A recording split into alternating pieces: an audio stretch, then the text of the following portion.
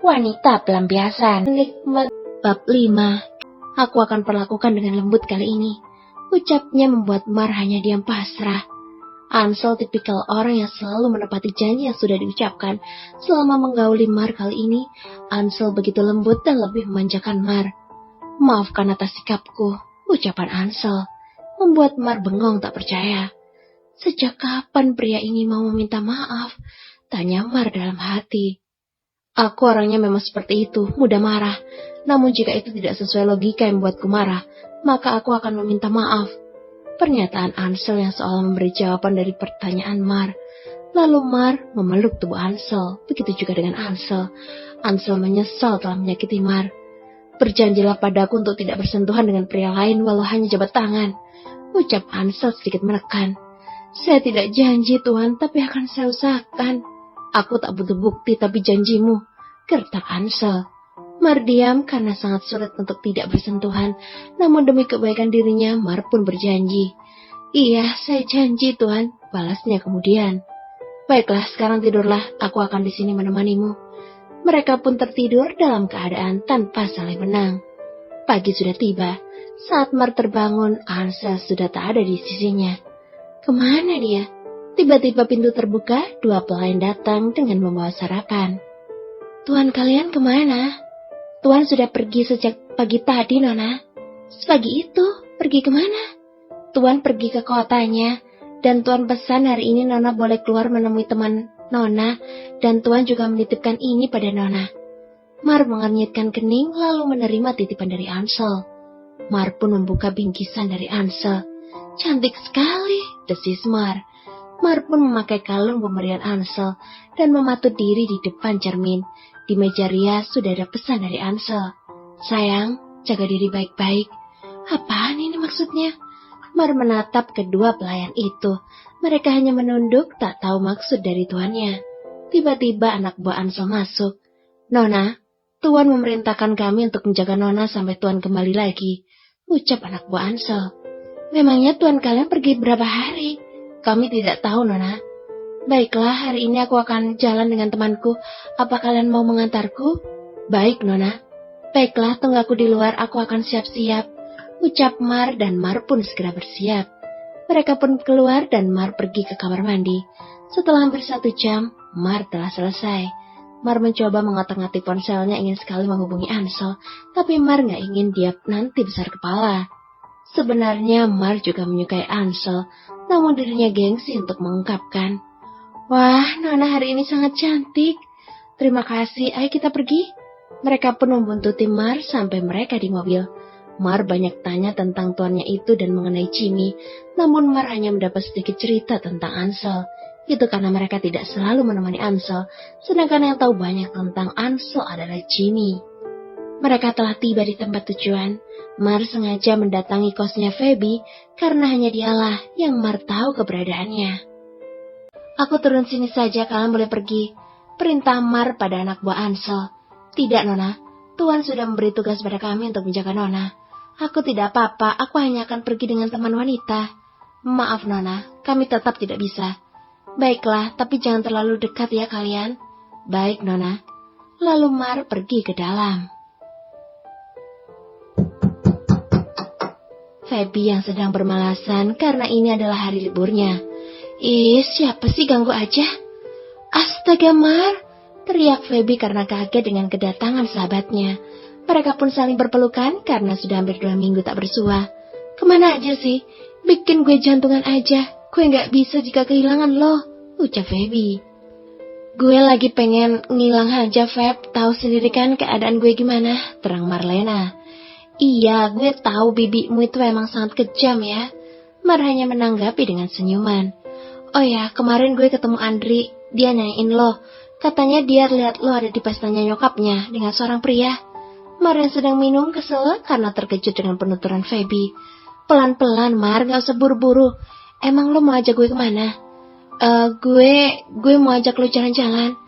Sebenarnya gue pengen tidur seharian mumpung libur, tapi karena lo datang dan gue rindu, gue terima deh ajakan lo. Makasih, Feb, lo emang sahabat gue yang paling ngertiin gue. Mereka pun saling peluk. Ya udah, gue siap-siap dulu ya. Feby masuk dan ganti baju. Tak butuh waktu lama mereka telah siap. Ayo, ajak Mar. Hari ini mereka akan ke mall untuk sekedar jalan-jalan. Mereka menghabiskan harinya dengan jalan-jalan. Oh iya Mar, lo belum cerita tentang pria yang bersama lo. Nggak penting, dia tuh cuma investor perusahaan Bibi. Karena Bibi sangat berhutang padanya, maka Bibi menyuruhku untuk menemaninya. Cuma malam itu doang, terangnya. Yakin? Andri bilang pria itu bilang kalau lo istrinya. Tanya Feby lagi. Enggak lah, kalau gue nikah udah pasti lo orang pertama yang kasih tahu. Feby terdiam memikirkan ucapan Mar. Emang bener sih, Mar adalah sahabat yang paling dekat denganku. Sudah pasti kalau ada kabar gembira dia akan kasih tahu. Habis ini kita kemana Mar? Gue mau nemuin bos. Gue mau kerja lagi. Iya, bos nanyain lo mulu. Gue gak punya kabar tentang lo. Ya gue cuma bilang gak tahu. Maafin gue ya Feb. Iya, ya udah yuk kita makan. Gue udah sangat lapar. Mereka pun duduk di restoran yang ada di mall. Mereka menunggu pesanan yang datang. Mar, gimana kuliah lo? Gue juga bingung Feb. Udah 2 minggu ini gue bolos tanpa ada keterangan. Tapi gue tetap usahain lanjut kuliah. Iya, gue dukung lo Mar. Apa lo kembali lagi ke rumah bibi lo? Enggak, gue pindah kos. Sebenarnya Mar gak ingin berbohong. Namun demi kebaikannya Mar terpaksa. Mar, panggil seseorang dari belakang yang ternyata adalah Andrian. Duh, ngapain dia kesini, Feb? Sorry, gue yang bilang kalau lo ada bersama gue. Mar jadi ingat janjinya pada Ansel untuk tidak berdekatan dengan lelaki manapun. Mar, kamu kemana? Kemarin langsung pergi aja. Dan siapa pria yang kemarin? Bukan siapa-siapa. Kamu jangan bohongin aku, Mar. Aku tahu kamu ada hubungannya dengan pria itu. Aku cinta banget sama kamu. Jadi terus terang saja padaku siapa pria itu.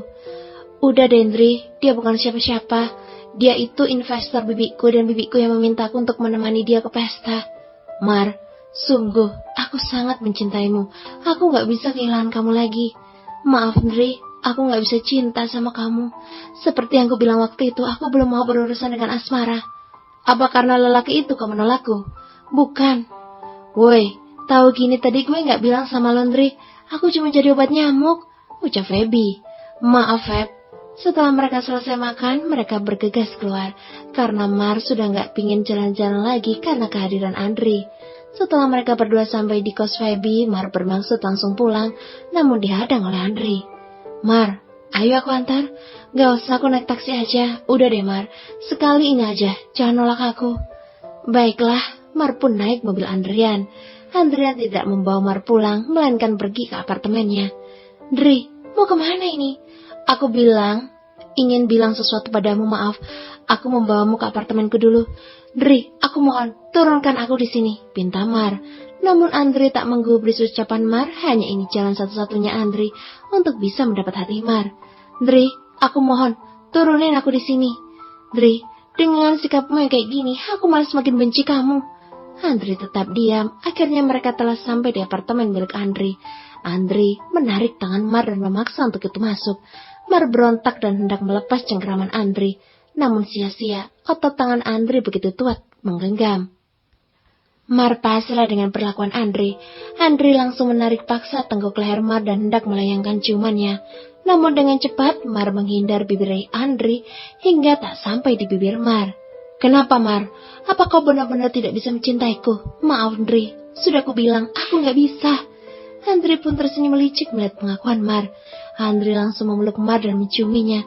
Mar tetap pada menolak, hingga ciuman Andri dan sentuhan jari-jari Andri menelusup ke dalam baju Mar. Mar sempat terbuai dengan pergerakan Andri. Namun Mar langsung tersadar dan mendorong Andri dengan sisa kekuatan yang ia miliki. Lepas Andri, kau benar-benar sudah kurang ajar padaku. Lalu Mar melayangkan tamparan di pipi mulus Andri yang sudah sangat bergairah. Andri tetap menyerang Mar kembali. Hanya ini satu-satunya cara agar kau mau bersamaku, Mar. Mar langsung menendang kejantanan Andri dengan lututnya. Ia membuat Andri melepas Mar karena serangan yang tiba-tiba. Andri mengadu kesakitan sambil kedua tangannya memegang kejantanan Andri yang sudah mengeras. Mar langsung mengambil tas dan berlari ke pintu, namun sial, pintu itu terlalu sulit dibuka. Mar semakin tegang dan khawatir. Mungkin setelah ini Andri akan menghabisinya. Andri mendekat ke Marlena dan tersenyum penuh mengejek. Mau lari kemana kamu, Mar? Dri, tolong lepasin aku, Dri. Maaf Mar, sesuai yang aku ucapkan. Hanya cara inilah agar aku bisa mendapatkan kamu. Kumohon Dri, jangan lakukan, aku mohon padamu. Mar memohon sambil kedua tangannya menangkup dengan derayan air mata. Melihat orang yang dicintai begitu mengiba, akhirnya Andri tak tega. Andrian melangkah dan langsung memeluk Mar. Maafkan aku Mar, aku gak ada niat untuk menyakitimu. Aku benar-benar sangat mencintaimu. Hidup aku udah hancur Dri, aku udah tak punya sesuatu yang bisa kubanggakan pada diriku. Andri tak tahu apa maksud dari ucapan wanita yang dicintainya. Yang Andri tahu, Mar hidup sendiri karena bibinya selalu menyiksa di saat Mar melakukan kesalahan. Penyiksaan dan cacian sudah terbiasa Mar terima dari bibinya. Aku akan selalu ada untukmu, jangan sedih lagi, maafkan aku. Andrian melepaskan pelukannya. Lalu Andrian mengecup kening Mar. Aku akan mengantarmu pulang. Tidak usah Andri, aku bisa pulang sendiri. Tidak Mar, aku akan mengantarmu pulang. Aku juga ingin tahu tempat tinggalmu yang sekarang. Mar pun tak bisa menolak niat baik Andrian. Lalu mereka keluar apartemen. Dri, hantarkan aku ke kos lamaku, aku mau ambil sesuatu, pinta Mar. Mar melihat ke belakang mencari keberadaan anak buah Ansel. Mar baru sadar jika anak buah Ansel sudah tidak kelihatan lagi. Semenjak keluar dari mall, Mar sudah tak fokus melihat ke belakang. Kemana mereka? Di tempat berbeda, Ansel yang baru sampai di kediaman orang tuanya. Mom, panggil Ansel saat melihat mominya sedang menyiram bunga. Tom, anak momi? Sambut sang momi dengan penuh kegembiraan. Ansel lalu memeluk sang momi dengan penuh cinta. Momi rindu kak. Tom juga rindu momi. Kenapa tak pernah pulang? Tak usah kau hiraukan ucapan papimu. Bukan karena papi mom, namun karena kerjaan aja. Lalu Ansel mencium kening mominya dengan begitu lembut. Begitulah Ansel jika sedang bersama mominya. Dia seolah tidak mempunyai tabiat buruk. Di depan mominya dia begitu bermanja seperti anak kecil.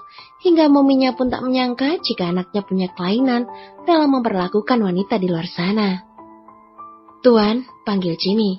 Lalu mereka berdua menoleh. Jim, bagaimana kabarmu nak? Tanya Tania, mominya Ansel. Baik nyonya. Lalu Tania menghampiri Jimmy yang sudah dianggap seperti anaknya sendiri. Lalu memeluknya. Terima kasih anak, udah jagain anak momi. Jimmy hanya tersenyum dan mengangguk. Momi sebentar, Tom ada urusan sebentar dengan Jimmy. Baiklah, Momi tunggu di dalam ya. Ada apa? Nona Mar menghilang dari mall, ucap Jimmy. Membuat Ansel seketika mengepalkan kedua tangannya. Suruh mereka mencari sampai ketemu, kalau tidak, mereka yang akan tahu akibatnya, ucap Ansel dengan berapi-api. Baik tuan. Ansel mulai tak tenang dengan kabar hilangnya Mar. Ternyata kau belum menyerah juga Mar, desis Ansel sambil mengepalkan kedua tangannya. Tom, panggil Tania. Ansel langsung berlari ke arah sang momi. Ada apa? Kenapa wajahmu sangat tegang begitu? Tidak Mom, biasa, urusan pekerjaan. Jawabnya diangguki oleh sang momi. Mereka lalu pergi ke ruang makan. Apa papi tak pernah pulang, Mom? Tania hanya menggeleng sedih. Ya, sejak Zavinder memutuskan untuk menikah lagi, dengan alasan Tania sudah tidak bisa memberi kebutuhan biologisnya, Zavinder tidak pernah pulang ataupun menanyakan kabar.